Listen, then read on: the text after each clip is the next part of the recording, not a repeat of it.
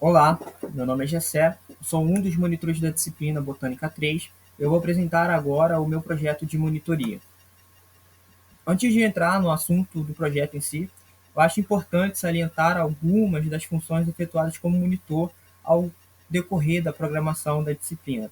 Ou seja, além de auxiliar no preparo das aulas práticas com a professora, como monitor eu também coleto e organizo, tem como função também coletar e organizar o acervo dos materiais didáticos para cada aula prática, mantendo sempre material coletado fresco para que os alunos observem o material com maior facilidade, e também auxilio na execução e na correção dos relatórios disponibilizados para os alunos, além de fazer as revisões do conteúdo de pré-prova, sanando algumas dúvidas para eles no momento extra-classe, no momento fora do contexto da sala de aula.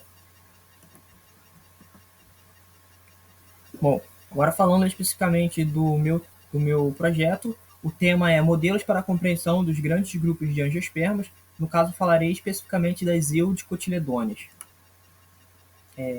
Ao longo da disciplina Botânica 3, os alunos eles basicamente são instruídos a reconhecer determinadas estruturas, principalmente com muito enfoque nas estruturas florais.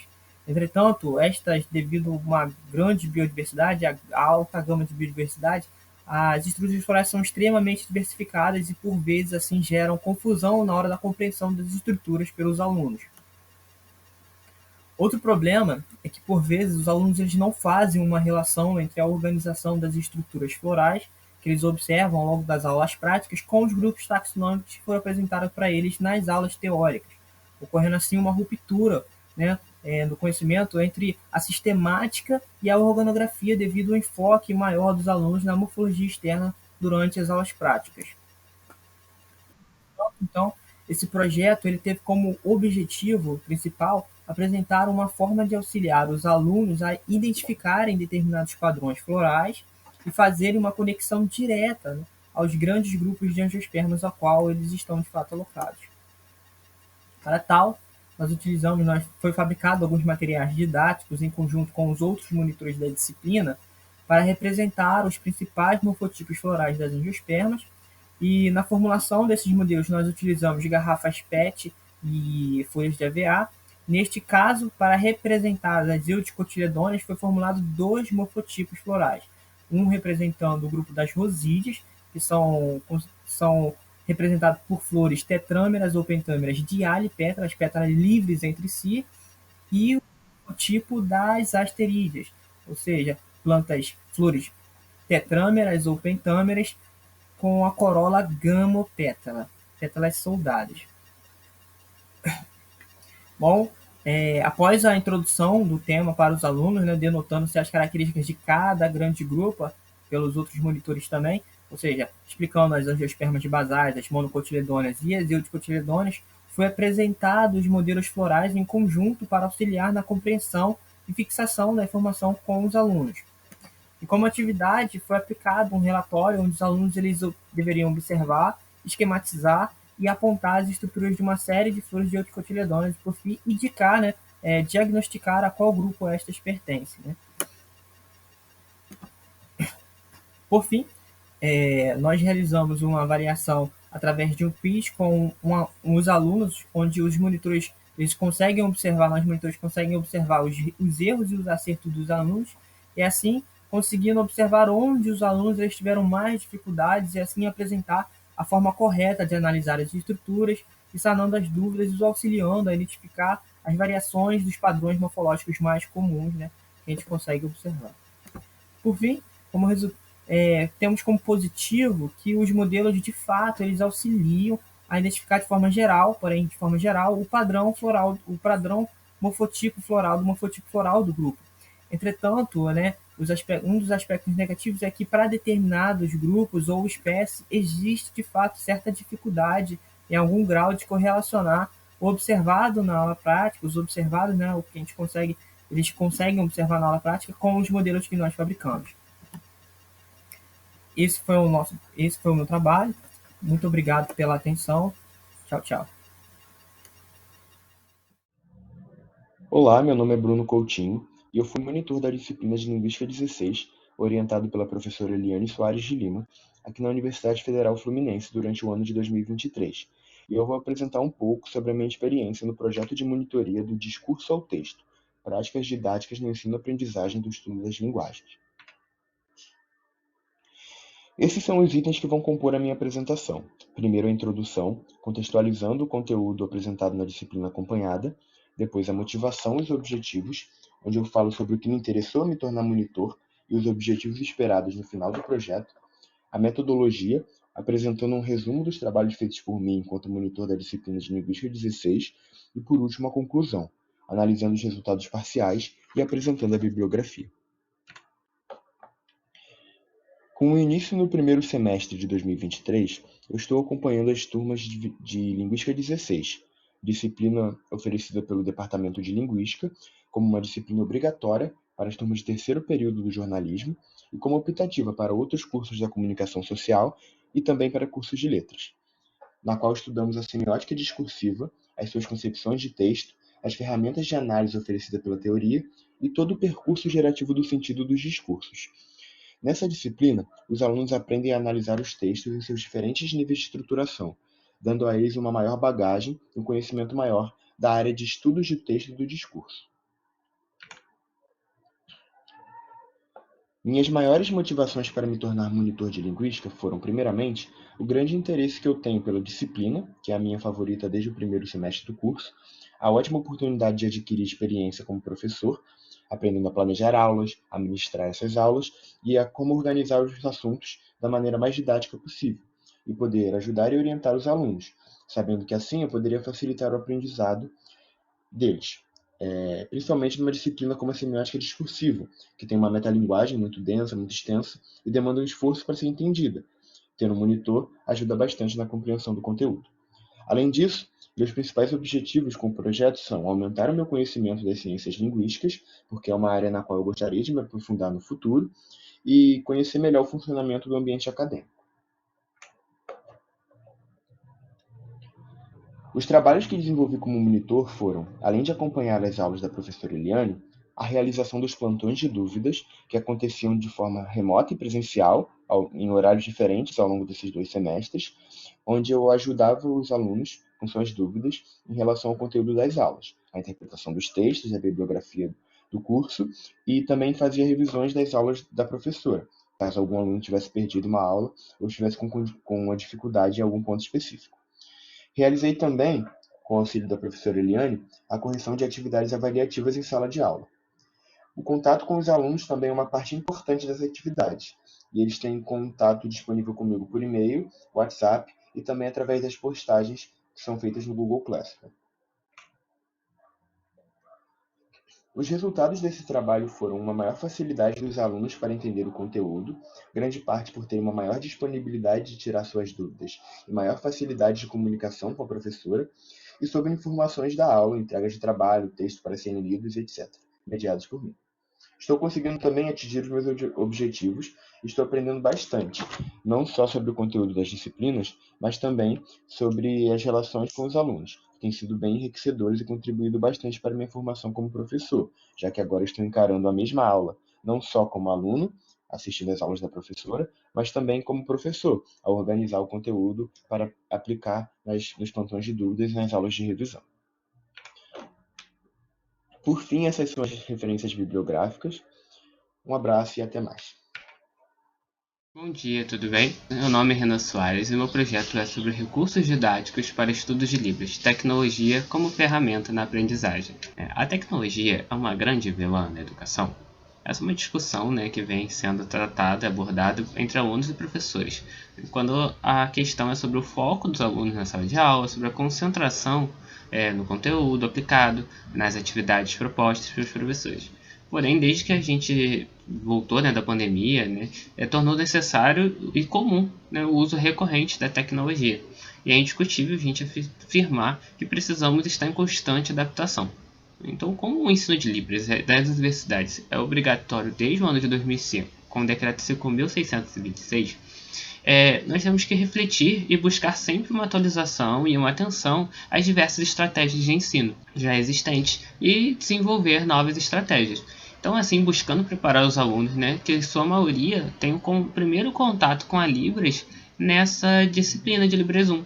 né, e também prepará-los para sua formação profissional. Então, para esse projeto, eu desenvolvi, né, apostilas com QR Code e links clicáveis, ou seja, nessas apostilas eu coloquei, né, os sinais ensinados em sala de aula, e os alunos poderiam clicar nos links que direcionavam para o YouTube, onde tem a professora ali sinalizando.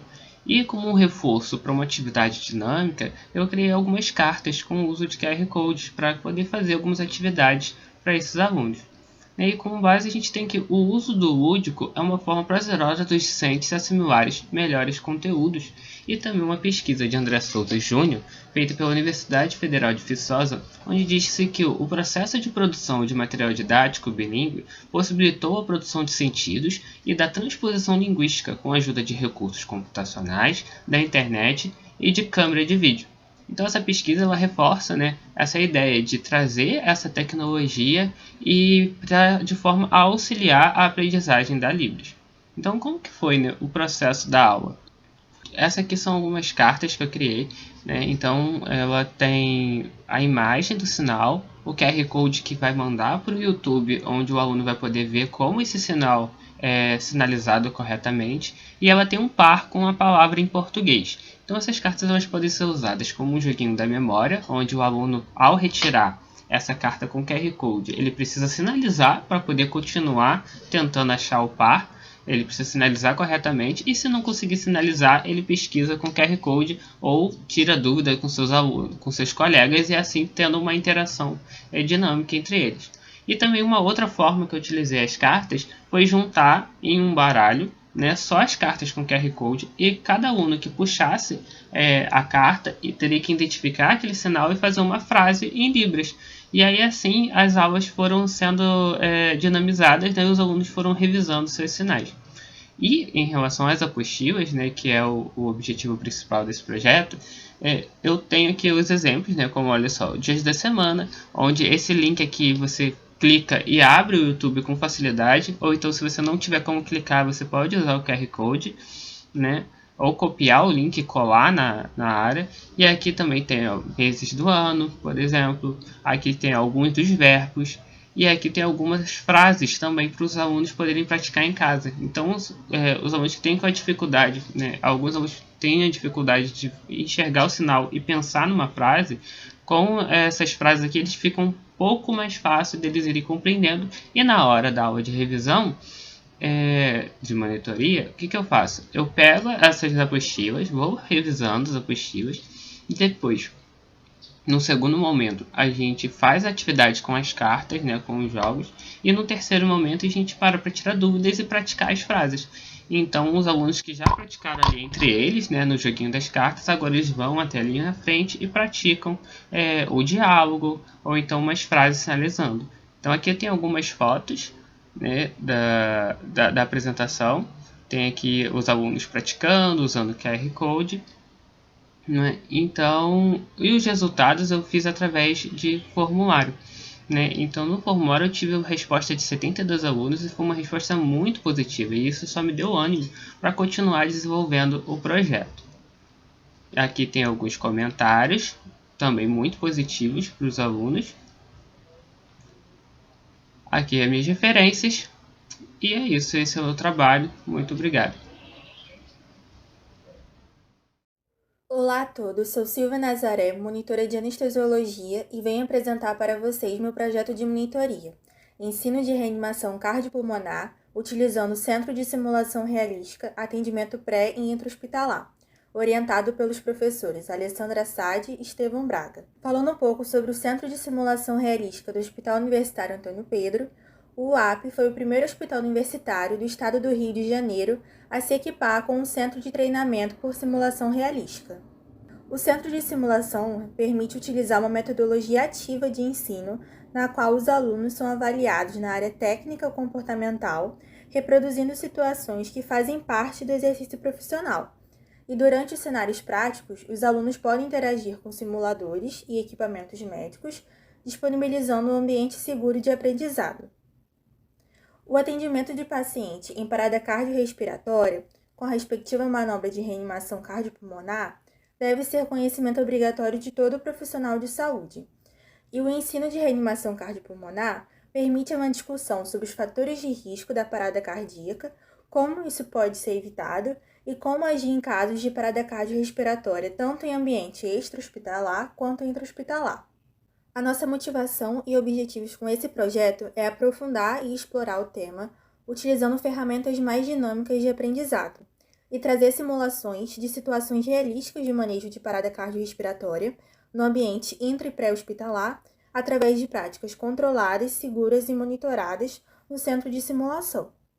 Em relação à metodologia, o público são alunos de medicina que estejam cursando o módulo de anestesiologia nas disciplinas de trabalho de campo supervisionado 4A e medicina integral do adulto e do idoso 3.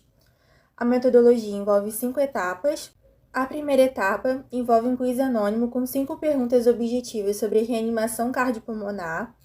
A segunda etapa, a gente divide os alunos em grupos e faz simulações com casos clínicos de parada cardiorrespiratória intra e extra-hospitalar para avaliar o conhecimento prévio dos alunos, com a mediação do professor Estevam e da monitora. A terceira etapa seria uma aula teórico-prática, ministrada pelo professor Estevam e pela monitora. A quarta etapa seria uma simulação com os mesmos casos clínicos para observar a evolução dos alunos e também a evolução da técnica deles. E a quinta etapa seria a discussão dos casos clínicos, mais a repetição do quiz com as discussões das questões e do gabarito. Além das 5 perguntas teóricas sobre reanimação, antes eles responderam 4 perguntas para a gente conhecer o perfil dos alunos. A primeira pergunta foi: você faz ou já fez estágio extracurricular? Das 38 respostas, 11 alunos responderam que sim, e a segunda pergunta foi direcionada para esses 11 alunos. Se sim, em qual dos setores abaixo? 7 alunos responderam emergência, 2 CTI e 2 enfermaria. A terceira pergunta foi: já presenciou uma situação de parada cardiorrespiratória no estágio? Das 11 pessoas que fazem ou já fizeram estágio, 3 presenciaram uma situação de parada. E a quarta pergunta foi: antes de assistir a aula de RCP, você se sente confiante para comandar uma reanimação cardiopulmonar? Das 38 respostas, 97,4%, 37 alunos responderam que não. Aqui estão as 5 perguntas feitas no quiz sobre RCP. A segunda etapa foi a simulação com casos clínicos de parada cardiorrespiratória intra e extra-hospitalar para avaliar o conhecimento prévio dos alunos com mediação da monitora. A terceira etapa foi a aula teórica sobre RCP com o professor Estevam, mais as práticas orientadas pela monitora para mostrar a técnica correta de realizar a reanimação. A quarta etapa foi a simulação com os mesmos casos clínicos no início da aula para observar a evolução dos alunos. E a quinta etapa foi a discussão dos casos clínicos, mais a repetição do quiz com a discussão do gabarito. Através das respostas do quiz, obtivemos gráficos de erros e acertos dos alunos por questão, estando os acertos em verde. E nesses slides conseguimos observar que os alunos apresentaram o maior número de acertos após a aula.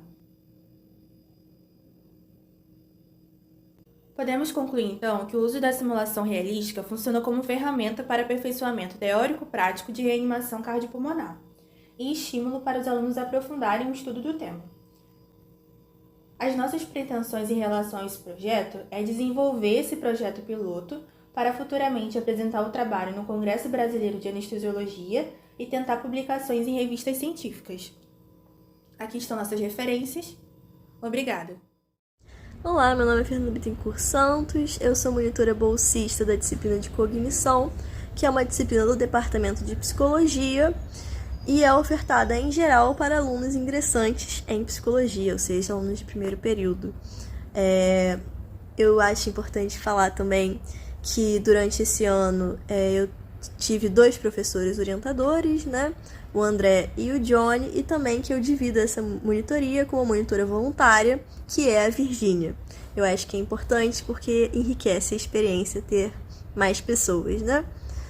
Então, com relação à motivação e os objetivos dessa monitoria, desse plano, né, de monitoria, a gente pensou bastante no fato de serem alunos que são ingressantes, né? E num curso de psicologia, que é um curso que, em geral, não se tem contato antes de uma graduação. Então, é um espaço para que eles possam aprofundar esse conhecimento, né, que é tão novo, e também para que eles possam se integrar enquanto turma e se integrar enquanto alunos de uma universidade e enquanto alunos que estão numa monitoria, né? Então, se integrar com o espaço da universidade, se integrar entre eles e se integrar conosco, os monitores. Para além disso, nós temos também um foco no desenvolvimento pedagógico das monitoras. Então, esse é um objetivo importante, que as monitoras possam ter um contato aprofundado com uma experiência de sala de aula também. Com relação à metodologia das monitorias com os alunos, elas funcionam da seguinte forma. Presencialmente, sempre no bloco da psicologia, nós damos uma monitoria de 2 horas, tanto eu quanto a Virgínia. Essa monitoria, ela segue um princípio que a gente fala que são as 5 voltas, que é a primeira volta os alunos leem o texto. Na segunda volta, os alunos assistem à aula do professor. A nossa terceira volta, que é o espaço de monitoria. Depois, eles têm um contato com o estudo dirigido, que é uma 4ª volta, e a 5ª volta, onde eles retornam na monitoria para elaboração dos estudos dirigidos em conjunto conosco. Nessa nossa terceira volta, que é a monitoria antes dos estudos dirigidos, nós não temos um script pré-definido, porque a gente acredita que é interessante que os alunos de primeiro período possam se apropriar desse espaço que é disponibilizado para eles. Então, nós atendemos as demandas que chegam. Claro que nós temos um plano B, onde a gente incita perguntas sobre o texto que eles leram e tiveram a aula, caso essas demandas não cheguem, mas, em geral, elas sempre chegam, sejam dúvidas sobre o texto, dúvidas sobre as aulas, ou questionamentos outros, né, assim, para que eles possam aprofundar, pedir textos e tudo, e essas demandas, em geral, sempre chegam. Para além desse espaço presencial de monitoria, nós disponibilizamos um WhatsApp, onde a gente faz um contato mais rápido, né, mais imediato, caso precise dar algum aviso, algo nesse sentido, ou que eles tenham que tirar alguma dúvida que eles não puderam tirar no espaço presencial de monitoria. Então, a gente disponibiliza o WhatsApp também, e uma ferramenta no Google Docs para que eles possam anonimamente deixar suas sugestões, seus feedbacks, seus elogios. Com relação ao espaço de monitoria com os professores, nós temos semanalmente 2 horas em que nós dividimos um grupo de estudos para aprofundamento do conhecimento das monitoras, para que elas possam oferecer uma monitoria mais qualificada e também aprofundarem seus conhecimentos naquilo que elas consideram interessantes dentro da cognição. E, para além disso, um espaço onde a gente vai fazer essa interlocução da sala de aula com a monitoria, com as sugestões, com o que está sendo passado pelos alunos de feedback. E também entender como a gente caminha junto, tanto na monitoria quanto na sala de aula. As monitoras também acompanham as aulas e dão uma aula, né? Em cada período elas dão uma aula. Então, com relação aos feedbacks, eles em geral chegam tanto pelo formulário anônimo, que é anônimo justamente para que os alunos mais tímidos possam também deixar seus feedbacks. Em geral, chegam ótimos feedbacks, né, assim, sobre a ajuda, sobre as monitorias terem ajudado na compreensão. Quando chegam sugestões, né, de algo que pode ser mudado, que eles entendem que aquela metodologia não está funcionando, nós levamos para o professor nesse espaço de interlocução e, em geral, a gente tenta adaptar ao máximo possível e também recebemos comentários com os alunos com relação à percepção deles dessa mudança e se foi positiva realmente. Então, acredito que é isso e eu vou deixar aqui agora uma tela preta com as referências. Obrigada.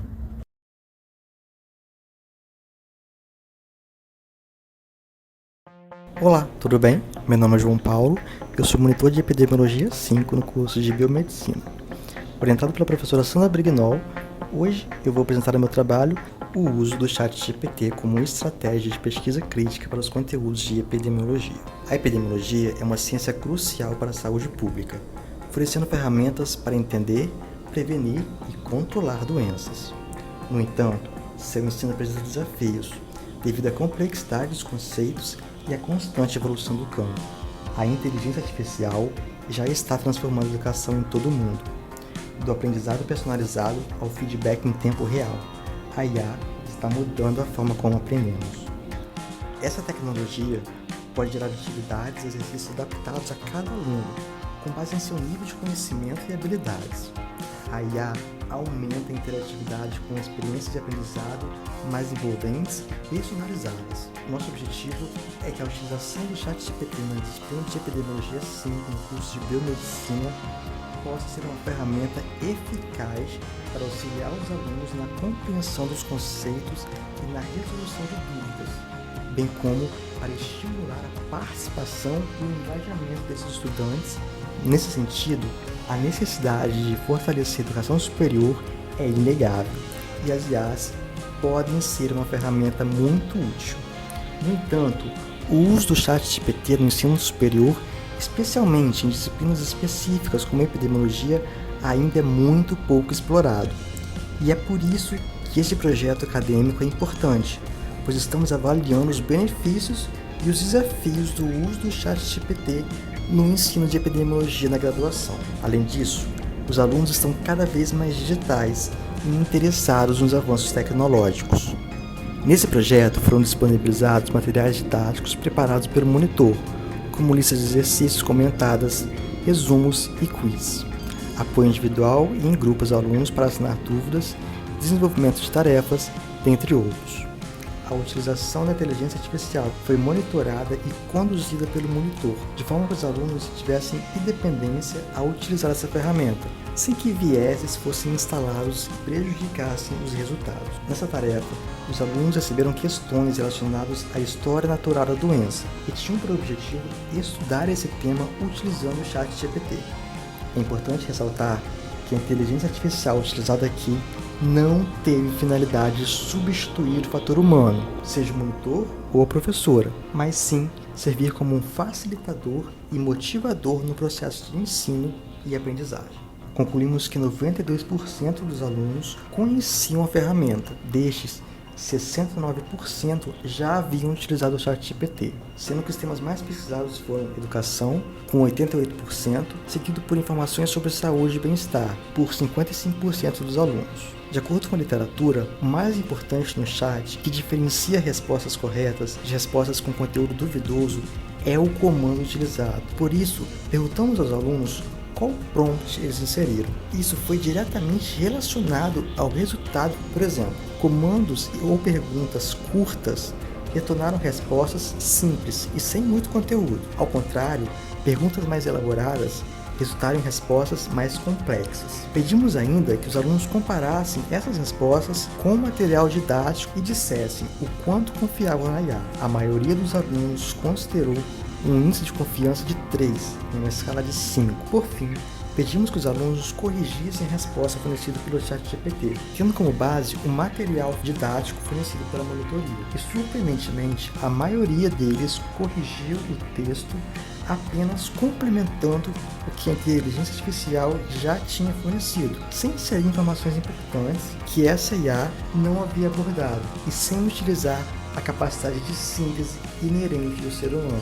Já em relação à opinião pessoal, a maioria desses alunos gostou de utilizar essa ferramenta. Logo, podemos concluir que o ChatGPT é uma ferramenta muito interessante em um primeiro momento, podendo gerar conteúdos complexos de acordo com a demanda do usuário. Porém, a ferramenta pode deixar o aluno na sua zona de conforto, que por comodismo pode não aprofundar seus estudos em fontes mais confiáveis, visto que a inteligência artificial fornece respostas prontas e o aluno deixa de exercer a sua capacidade de raciocínio e pensamento. Muito obrigado por ter assistido. Fico à disposição para qualquer dúvida. Olá, eu me chamo Mariane Correia, sou monitora bolsista da disciplina de Fisiologia Humana do curso de Enfermagem e a minha orientadora é a Raquel Moreira. O tema escolhido para a semana de monitoria foi Atividade Prática, aprendendo Fisiologia através de método facilitador de ensino. Iniciaremos esse vídeo falando um pouquinho sobre a minha introdução. A fisiologia ela é o estudo das funções e do funcionamento normal dos seres vivos, bem como dos processos físico-químicos que ocorrem nas células, tecidos, órgãos e sistemas dos seres vivos sadios. A metodologia que eu escolhi para realizar essa atividade foi a utilização de maquetes do corpo humano criadas por mim para que haja associação entre a homeostase e a fisiopatologia. E os resultados apresentados nesse vídeo é o produto final da construção e dedicação oferecidos por mim ao decorrer do projeto. No que tange as minhas motivações, era de dar apoio pedagógico aos docentes, aprimorar o trabalho em grupo dos discentes e desenvolver uma atividade facilitadora de ensino. Já os meus objetivos, eu dividi eles em geral e específicos. No geral, era elaborar, através do ensino presencial, um método interativo, facilitando a aprendizagem dos discentes e o interesse pela prática clínica. Já os específicos, era de demonstrar, através de materiais recicláveis, como o corpo humano responde durante um estado de doença ou a um estímulo. Era de ensinar, de forma rápida, como fatores internos e externos podem influenciar o funcionamento do corpo. E, por fim, avaliar se os discentes apresentaram alguma defasagem no conteúdo e se a atividade foi benéfica. Como já abordado na introdução, a metodologia utilizada por mim nesse projeto era a criação de maquete de parte do corpo humano, para que os alunos pudessem observar o produto e conseguissem fazer uma associação entre a fisiologia e a patologia. No caso, eles poderiam correlacionar esses dois fatores. Dessa forma, poderíamos tornar as aulas mais atraentes e participativas para os alunos, que pudessem influenciar um pouco esse contato com a parte clínica que eles não possuem nesse período da graduação. E agora explicando um pouquinho como ocorreu a atividade em sala. A primeira etapa foi, eu apresentei para eles uma revisão dos hormônios pancreáticos, já abordados pela professora Raquel, e aí essa primeira etapa seria a parte fisiológica. A segunda etapa, eu fiz uma associação dos hormônios pancreáticos e das patologias que eu escolhi para apresentar para eles, diabetes e aterosclerose.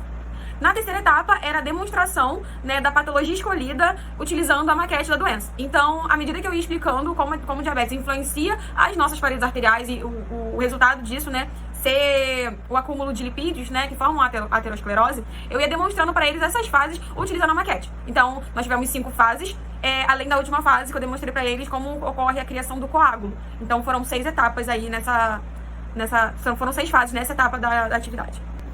A quarta e a quinta etapa dessa atividade, na verdade, foi uma ideia que eu tive para conseguir avaliar, e determinar os resultados dessa atividade.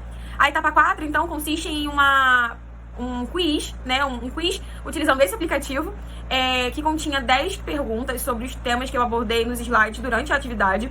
E nós dividimos eles em 5 grupos com 8 alunos aproximadamente, e eles tinham 1 minuto para responder cada questão. E o grupo vencedor, já que o aplicativo utiliza pódios, o grupo vencedor ganharia um prêmio. E nada mais parecido do que uma artéria, e nada mais cheio de glicose do que o Fini. Então eu decidi trazer um pouquinho essa brincadeira, essa semelhança, como uma premiação. E a quinta e última etapa também foi uma forma de avaliação. Eu criei um Forms, usando o Google Forms, para que eles pudessem avaliar tanto a atividade como o meu processo, durante a monitoria. Abordando agora um pouquinho dos meus resultados, a turma é composta por 48 alunos, dentre esses, 45 participaram da atividade. Dos 45 alunos que participaram da atividade, eu consegui obter um retorno de 13 respostas.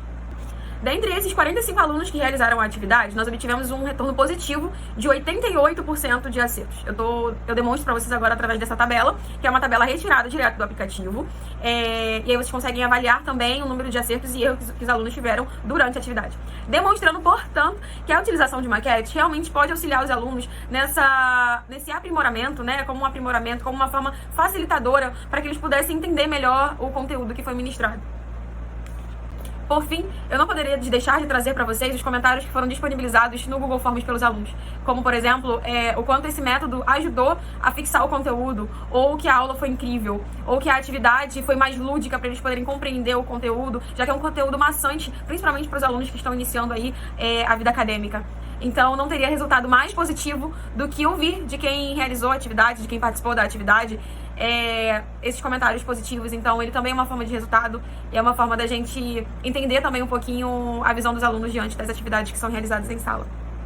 Essas são as minhas referências. Obrigada. Olá, me chamo Isabela Rohan, sou monitora da disciplina de Universidade, Enfermagem e Vida Acadêmica do curso de graduação em Enfermagem da Universidade Federal Fluminense. Apresento o projeto intitulado de Guia de Visitação na Escola de Enfermagem Aurora de Afonso Costa. Esta disciplina, Universidade, Enfermagem e Vida Acadêmica, é uma disciplina de introdução e ambientação para os alunos que estão ingressando no primeiro período. Nesta perspectiva, de novo cotidiano, novas condutas, parcerias e disciplinas ministradas por professores e campos distintos, o aluno começa a se inserir neste novo ambiente e a conhecer a prática profissional desde o início do curso através desta disciplina. Junto a essa realidade e aliados de insegurança e ansiedade, a disciplina visa introduzir o aluno através de conteúdos teóricos e teórico-práticos nos cenários de atuação de equipes de saúde, especialmente da enfermagem. O projeto em questão tem como objetivo servir como guia neste período de adaptação e também ao longo de todo o curso da graduação. Dentre as diversas informações, orientações e dicas neste guia, teve-se como propósito proporcionar o alívio de sentimentos destrutivos relacionados à adaptação no curso de graduação de enfermagem, visto que é completamente diferente da realidade encontrada antes de iniciar o ensino superior. O guia foi produzido na plataforma do Canva e foram utilizadas as plataformas de Google Classroom, WhatsApp e aula presencial para divulgação, apresentação e orientação quanto ao material que foi criado. Com o intuito de se obter melhorias para os próximos alunos ingressantes, foi realizado um Google Forms para que os alunos avaliassem a qualidade e relevância do material produzido. Como foi dito anteriormente, o primeiro período se trata de um período com novas experimentações relacionadas ao ambiente, e isto acaba gerando diversos sentimentos como medo, insegurança, solidão. Logo, buscamos propagar conhecimentos e informações para uma melhoria na adaptação desse aluno. Aqui apresento os conteúdos que serão abordados no Guia do Aluno de Enfermagem. Em síntese, falamos sobre os departamentos, a organização do campus de enfermagem, discriminando cada andar juntamente de um mapa mostrando onde fica cada sala, laboratório, biblioteca e etc. E, além disso, incluímos como funcionam os processos eleitorais e votações de departamento. Como foi dito no início da apresentação, aplicamos um Google Forms para obter resultados relacionados à importância das informações do Guia do Estudante e se esse guia seria relevante para os futuros calouros. Os resultados são parciais, pois a coleta de informações ainda segue em andamento. Além disso, 100% dos alunos que já responderam afirmaram que o guia contribuiu positivamente para a sua graduação. 100% classificaram que o guia pode ajudar futuros calouros e 100% também classificou como excelente a relevância do guia do estudante na graduação. Nesta perspectiva de melhorias do Guia do Estudante, questionamos neste mesmo Google Forms quais seriam as alterações e melhorias que poderiam ser feitas e acrescentadas para os novos alunos. E, por fim, disponibilizamos um espaço para que, caso o aluno quisesse realizar algum elogio ou relatar sua experiência, e grande maioria dos alunos relataram diferença do período anterior ao contato com o guia do estudante e após o contato, e essa diferença foi positiva e melhorou a perspectiva como aluno calouro da enfermagem. Estas foram as referências utilizadas. Muito obrigada. Olá a todos, eu sou Felipe Urgal e eu venho apresentar meu projeto de monitoria de iniciação à docência e avaliação integrada do 8º período do curso médico.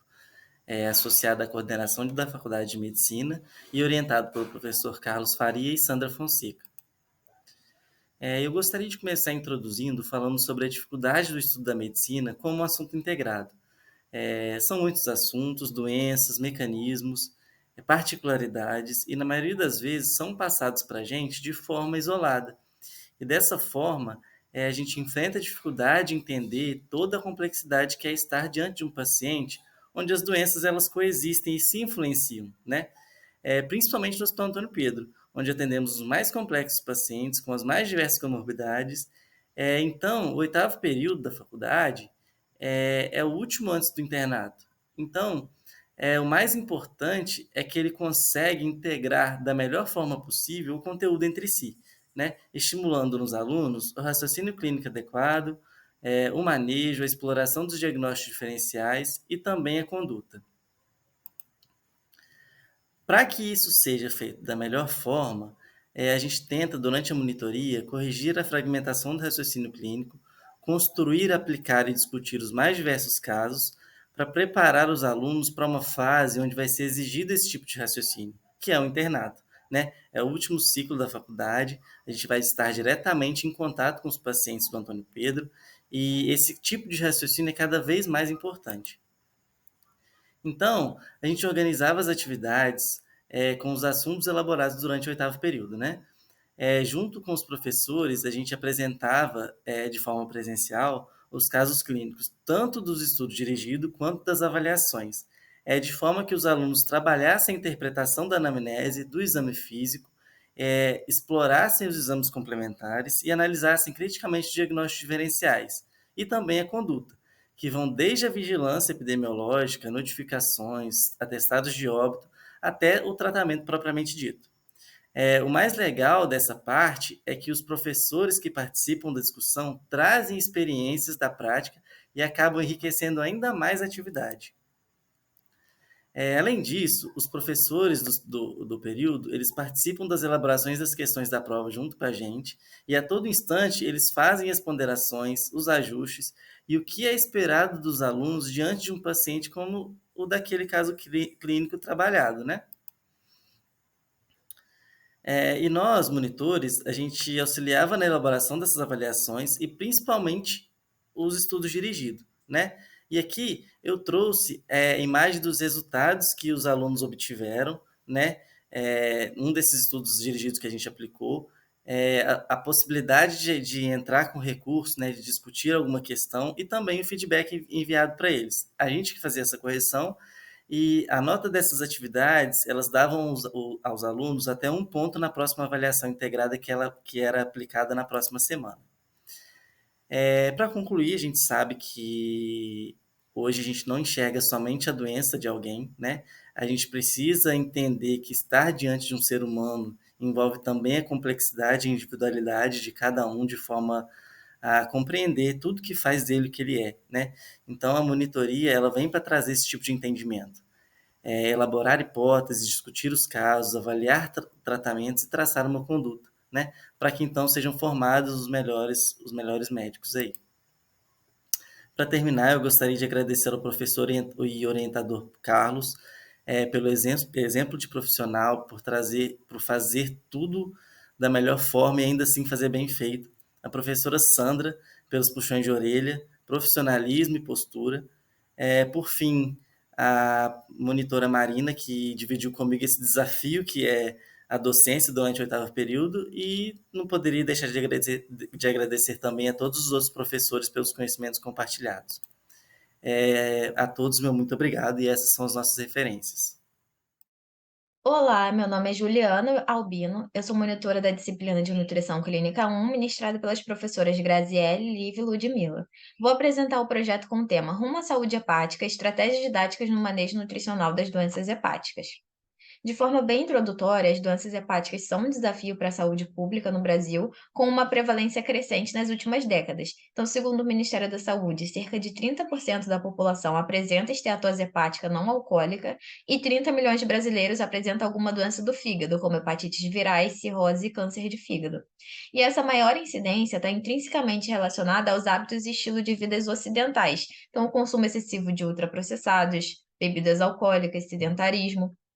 E as doenças hepáticas, elas são doenças progressivas, em que nós podemos destacar 2 grupos: doenças hepáticas gordurosas não alcoólicas e doenças hepáticas alcoólicas. Elas variam de formas agudas ou crônicas e podem evoluir para cirrose hepática e hepatocarcinoma. Então, com relação à cirrose hepática em si, essa doença apresenta uma alta morbimortalidade se comparada às outras doenças hepáticas. Ela é uma condição crônica que resulta do consumo excessivo de álcool, doença hepática gordurosa não alcoólica ou outras doenças do fígado, e pode levar a complicações como a encefalopatia hepática, que é resultante da disfunção hepatocelular, que leva a uma redução da depuração de toxinas, como a amônia, pelo fígado, e um aumento na concentração circulante dessas toxinas. O paciente com doença hepática, ele apresenta alterações no metabolismo de carboidratos, proteínas e lipídios, depressão de minerais como potássio, magnésio e fósforo, e deficiência de vitaminas hidrossolúveis como as do grupo B, principalmente na cirrose de origem alcoólica. Então, as diretrizes dietéticas preconizam que uma alimentação balanceada e saudável tem um papel prognóstico e terapêutico, pode promover melhoria no estado de saúde do paciente, complementar o tratamento médico e melhorar a qualidade de vida. Então, considerando que o tema das doenças hepáticas é complexo e a dietoterapia também envolvendo os estágios é complexo. Então, o uso de metodologias ativas no processo de ensino-aprendizagem é essencial para gerar uma maior motivação, interesse, aproximação e facilitar a compreensão do conteúdo por parte dos alunos. E as metodologias ativas escolhidas para o desenvolvimento do projeto foram o mapa mental e o júri simulado. Mas por que usar metodologias ativas?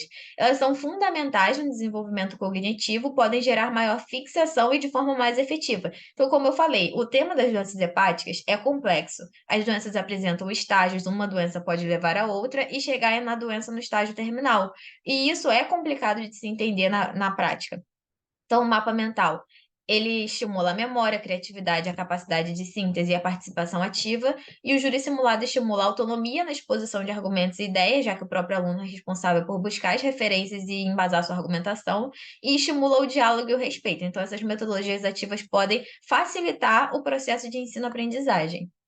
O objetivo do projeto é facilitar o processo de aprendizagem quanto ao manejo dietoterápico dos pacientes, auxiliar na compreensão de alterações nutricionais e metabólicas e estimular o uso de ferramentas de fácil entendimento no atendimento aos pacientes.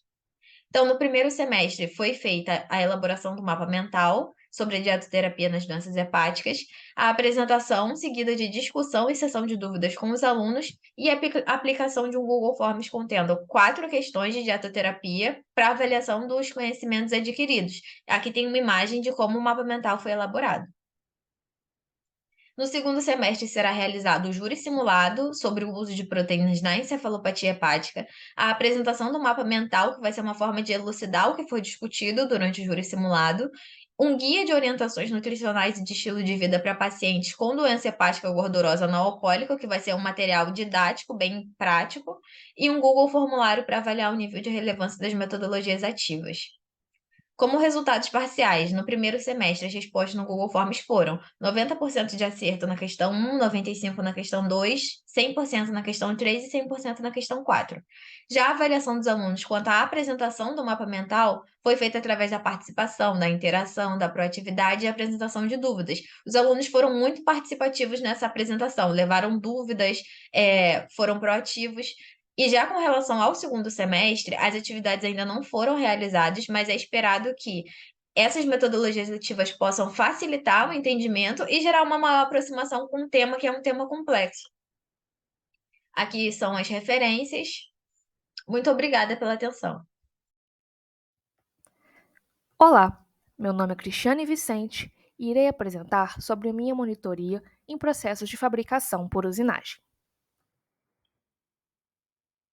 Um dos grandes desafios de aprender uma disciplina como usinagem é a falta de uma perspectiva prática da teoria. Com isso, um dos grandes desafios de uma monitoria é criar e desenvolver métodos que demonstrem na prática o que foi ensinado na sala de aula. Um dos objetivos desse trabalho foi desenvolver um material didático que ilustrasse a disciplina de forma prática, utilizando os recursos disponíveis na escola.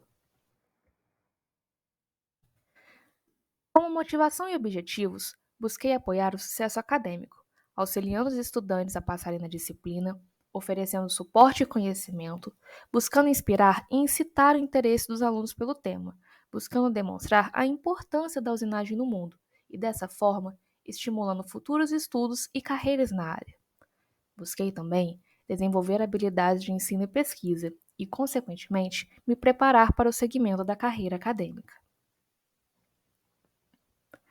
A metodologia aplicada foi o desenvolvimento de uma apostila técnica para instruir os alunos na introdução prática de programação no torno CNC. Foi feita a resolução das listas de exercícios fornecidas pelo professor orientador e ministrador da disciplina, a fim de preparar os alunos teoricamente para as avaliações. Para elucidar os alunos na parte prática do que foi visto em sala, foi desenvolvida uma peça modelo de madeira para programação CNC e usinagem no torno home da universidade. Essa peça foi o modelo padrão utilizado como exemplo na apostila, por ser um modelo simples e de fácil entendimento. Resultados parciais.